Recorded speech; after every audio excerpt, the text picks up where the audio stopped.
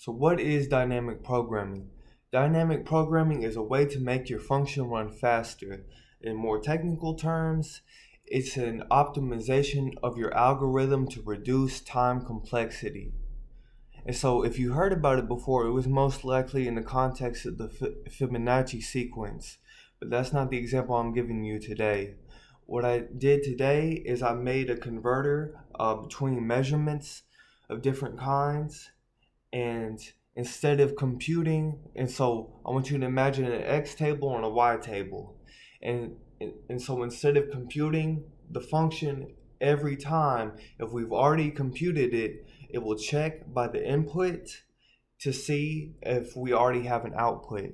And in that case, it won't make the computation, it will save time, and then you'll still have your output table filled out. How does this work, and why is reading the cache every time and then most of the time making the computation anyway not slower than just making the computation every time? Because the cache should be properly indexed so items can be looked up in constant time. What constant time means is that the time it takes does not vary. The size of the input doesn't matter, which is why a dictionary in Python, a map in other programming languages used for dynamic programming. Now that you looked at it for a second, can you figure out what it does?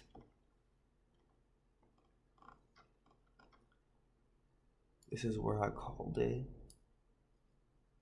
And so it can take a whole array. You don't have to put it in just number by number. Wherever you're getting your information from, you can read a whole list into this.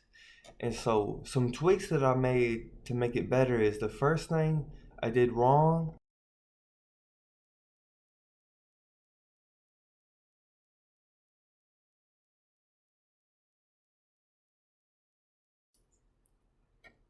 I had the if else statement in this function up here. And so why that's not going to work is because of the return statement. So unless I put a decorator on this, which would be completely unnecessary, it wouldn't have any way to get into this dictionary and be returned by the function it's held in. And so it would just evaluate that if else statement every time, and that's not necessary because we get the origin and the target from the original function call, and so that only needs to be evaluated once. So we fix that by moving it here. And also I made this as keyword arguments so that you know what order they're in, but whenever you call this function, it's not necessary to have these keyword arguments. As long as you know the order, you can call them without it. And to prove to you that I'm not a liar, I'm going to go ahead and run it. See, worked like a charm.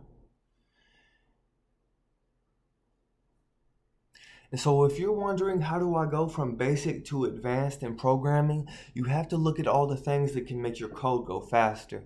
That's lambda functions, list comprehensions, generators. But you won't understand why these things work faster until you understand the concepts behind them.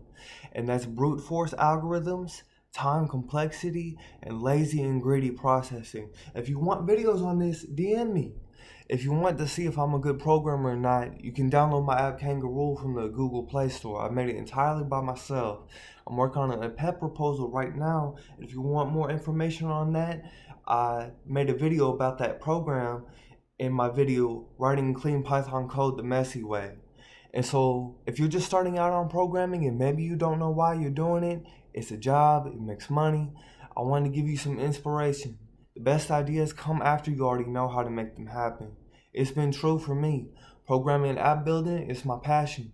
Maybe you could be the one that revolutionizes the workflow of building artificial intelligence. Do you want to know how? Here are some words from one of my favorite data camp instructors. This is called hyperparameter tuning, and doing so in this fashion is the current standard. There may be a better way, however, and if you figure it out, I'd be surprised if it didn't make you famous. Now,